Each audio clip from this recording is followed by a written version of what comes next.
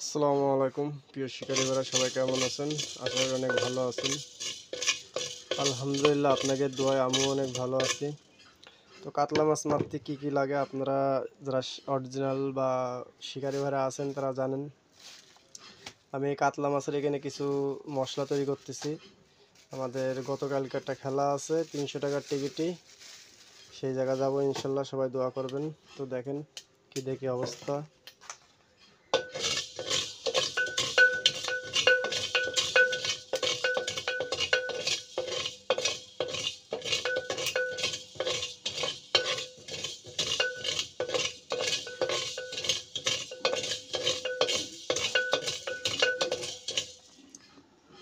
এগুলো হচ্ছে ছাতুর সাথে সব যাবে, আপনাদের সব এক এক করে দেখানো হবে। এটা আমরা দিছি, ভাজা শেষে এটা সুন্দর করে গুঁড়ো করে নেব। নেওয়ার পরে ছাতুর সাথে মিশ্রণ হবে।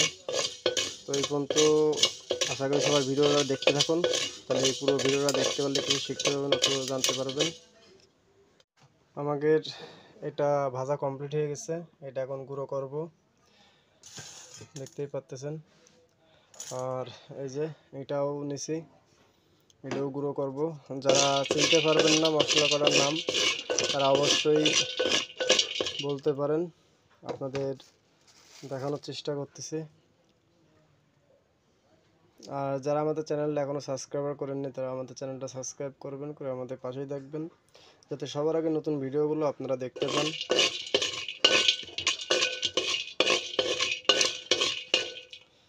মাছ মারতে গেলে অনেক কিছুই লাগে, আর কাতলা মাছের হিসেবটা সবসময় ভিন্ন।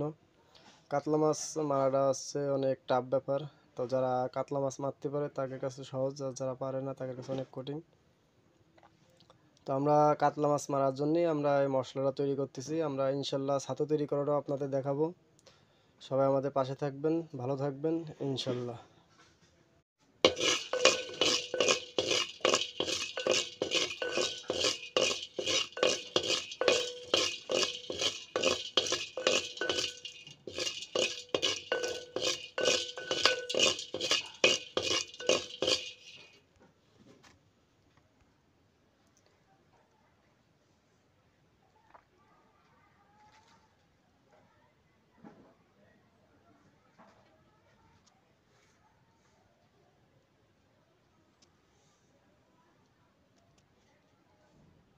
সুন্দর করে ভেজে নেওয়ার পরে জিনিসটা এই যে এরকম মিহিন করে ফেলতে হবে। আমার এখানে কিছু এলাচ ফলের খোসা থেকে গেছে। তারপর আপনার এই যে এটা হচ্ছে সুন্দরভাবে গুঁড়ো করে নিতে হবে, যাতে একদম মিহিন হয়ে যায়। তারপরে এই যে এটাও হচ্ছে সুন্দর করে গুঁড়ো করে নিতে হবে, একদম যাতে মিহিন হয়ে যায়। আর এই দুইটা আমরা মিহিন করলাম না এই কারণেই, কারণ এই দুইটা আমরা ছাতুর সাথে ডাইরেক্ট দিয়ে আমরা ভাঙাই নেবো ছাতুর ভিতরে দিয়ে। তো সবাই ভিডিওটা দেখবেন, আশা করি ভালো লাগবে, আর শিকারী ভাইদের অনেক কাজে লাগবে ইনশাল্লাহ। তো আমাদের চ্যানেলটা যারা সাবস্ক্রাইব করেন না, তাহলে চ্যানেলটা সাবস্ক্রাইব করে আমাদের পাশেই থাকেন।